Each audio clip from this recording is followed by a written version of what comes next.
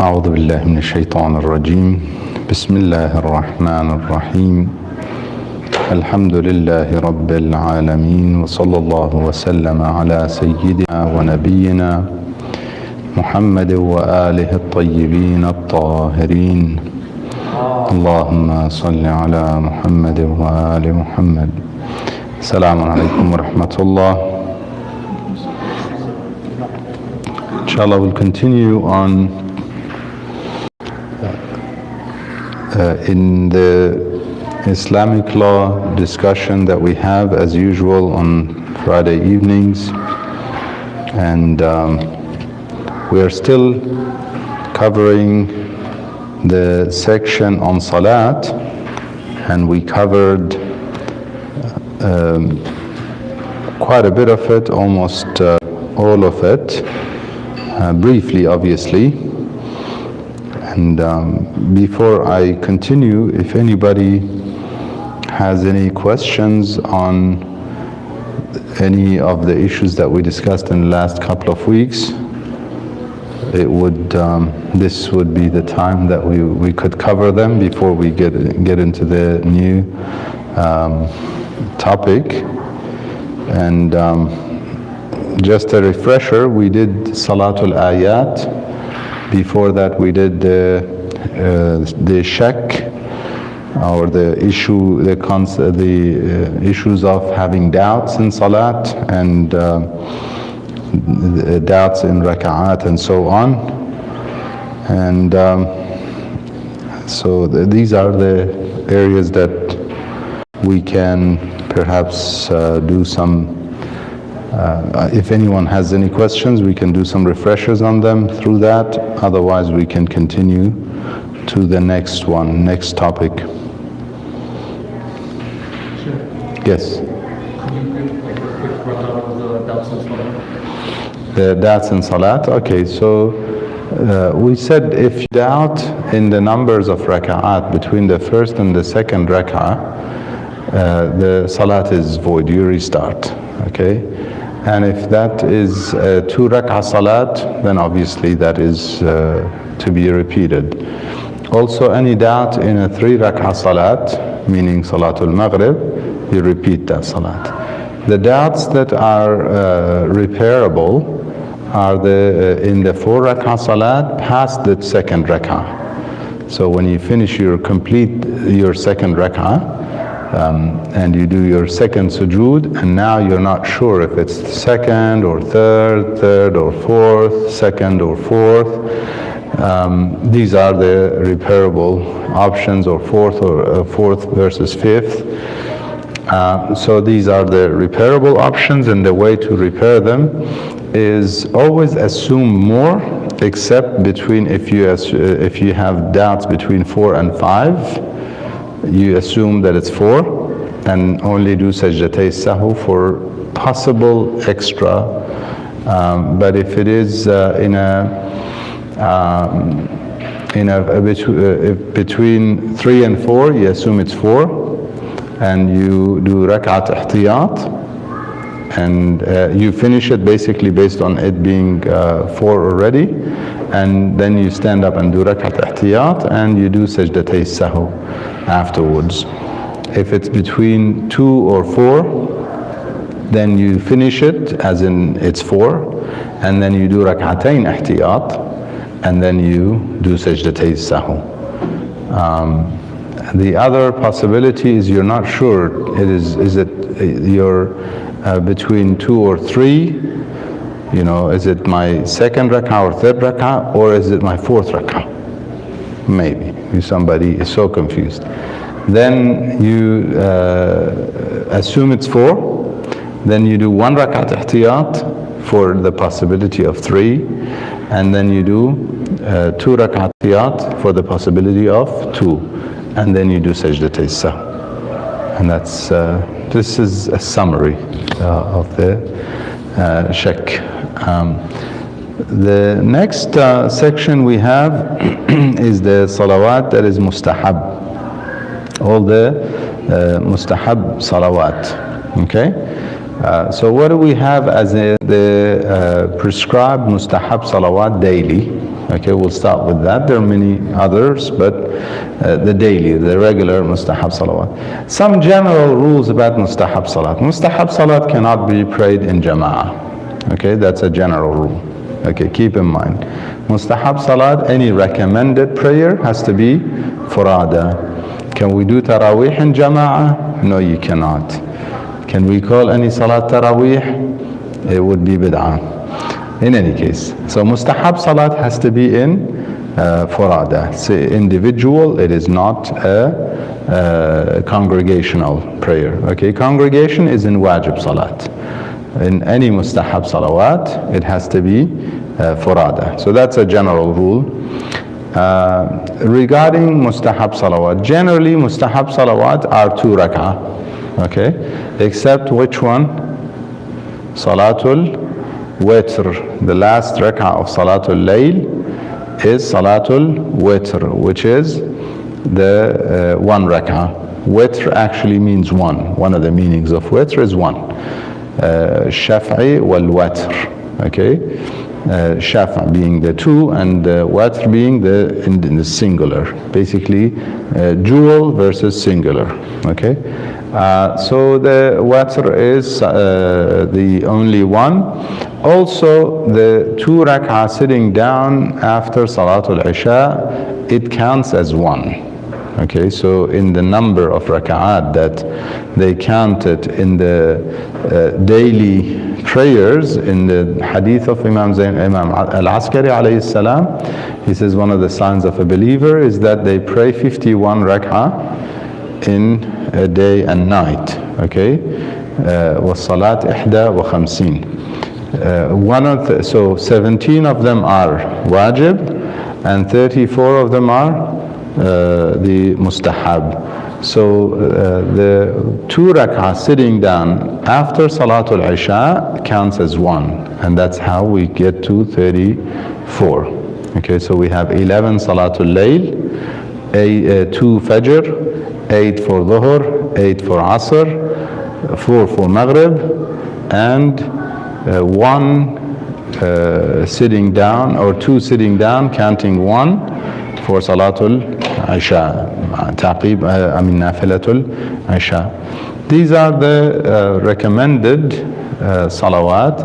Also, the ones I just mentioned are also known as nafila. Okay, nafila is one of the names of the mustahabs, daily mustahab salawat. Okay, daily recommended prayers that are associated with the daily prayers, except for Salatul Layl. Salatul Layl is on its own. It's not associated with any particular prayer. It's also known as Nafilatul Layl. Okay, and that's in the Quran. It's referred to as Nafila. Yeah, وَمِنَ اللَّيْلِ فَتَهَجَّدْ بِهِ نَافِلَةً لَكَ عَسَىٰ أَن يَبْعَثَكَ رَبُّكَ مَقَامًا مَحْمُودًا. That is the Salatul Layl. Okay. These are the daily mustahab. We have other daily mustahab salawat also besides the nafila that is associated with salat, the daily salat. One of them is actually very, very recommended, and there's a lot of emphasis, especially from Imam Zain al-Abidin alayhi salam, on this salat known as Salatul Ghufayla.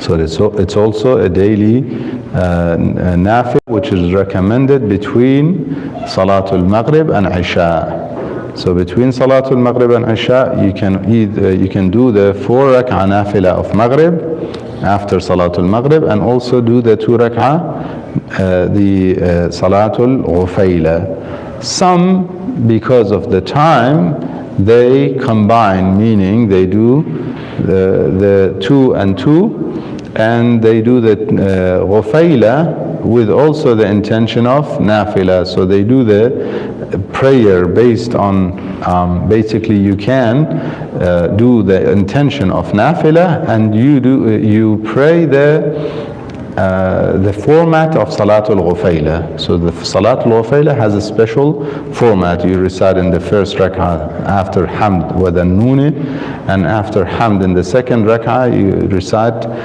the ayah wa andahu mafatihul ghaib, and then there's a qunut where we do the special dua, Allahumma inni as'aluka bi mafatihil ghaib allati la ya'lamuha illa ant, to the rest of the dua. This is the format of Salatul Ghufayla. If I do that format and ask God for what I want, but also intend for that salat as a nafila of Maghrib, it's okay. And if you want to complete the nafila of Maghrib, then you do another 2 rak'ah with the intention of nafila of Maghrib. I think I mentioned it, but just a refresher.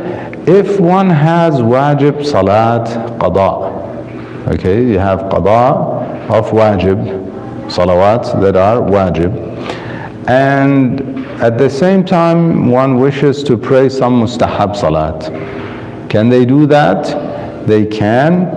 However, if it means that by them doing mustahab they're not going to do their wajib qada, then it's not okay.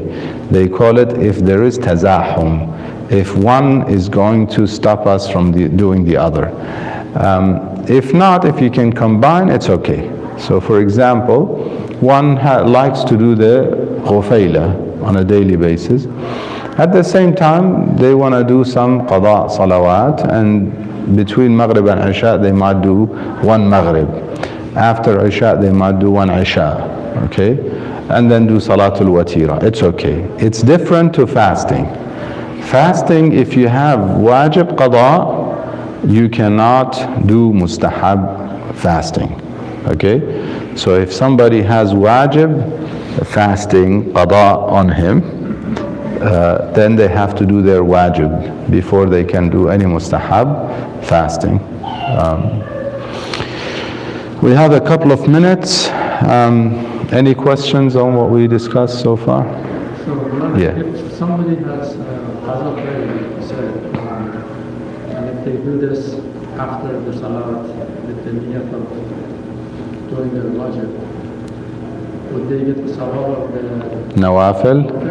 Very good point. So if they're intending to do their qada during that time, so that they are fulfilling their qada, but at the same time doing those raka'at, then they get rewards. Now, Allah subhanahu wa ta'ala knows best, but it would count, our ulama, they say, if you're doing that to count the 51, it would count towards it. Okay, so you've done, let's say somebody for Salatul Layl does Dhuhr and Asr qada, and then does Watira, Shafa and Watr, sorry. So 2 rak'ah shafa and 1 rak'ah watr. So they complete the 11 rak'ah, partially qada and partially the actual nafila or shafa and watr. So it counts towards their 11. And so they do, after say Maghrib, they do another 3, and then after Isha they do another 4. So throughout the day they're doing qada of, actually if they want to do 51, all in qada, and then do their thing, they can do 2 days. 2 days of qada is how many rak'ah? 34. Okay, so if they do 2 rak'ah, 2 day qada and 1 day wajib, their daily salawat, obviously, then they have fulfilled the 51 rak'ah. So it counts as in one is doing the 51, and also making sure that they are making up whatever they have missed. Yes. So because the number is not capped, but the recommended number is 51. Yeah. Can you then not pray the extra prayers after Isha standing up? Does it have to be sitting down in order for it to count? If you're doing qada, No, just in general, like if you're trying to just do nafila prayers Yeah. afterwards, does the one after Isha have to be Sitting down. It has to be sitting down. Yeah, that's prescribed in sitting down. And perhaps there is a wisdom to it. It's a good reminder of the blessings of being able to stand up. So you pray a salat like a disabled person, because this is how somebody who's not able to stand would pray. And so whenever we pray that salat, it's actually a reminder of the blessings that God has bestowed upon us. So it could have many, benefits and rewards. Part of it could be that very fact of the appreciation of God's blessings, and a reminder of the fact that you could be in that position. So be grateful to Allah subhanahu wa ta'ala. Could have other obviously reasons and wisdom behind it, but it's prescribed sitting down. Yeah, so we cannot change that. Yeah, no problem. Okay, so inshallah with that we finish today's session, and we'll continue inshallah in the coming weeks. Walhamdulillahi Rabbil Alameen, wa sallallahu wa sallam ala Sayyidina wa Nabiyyina Muhammad wa alihi at-tayyibin at-tahirin. Allahumma salli ala Muhammad wa alihi.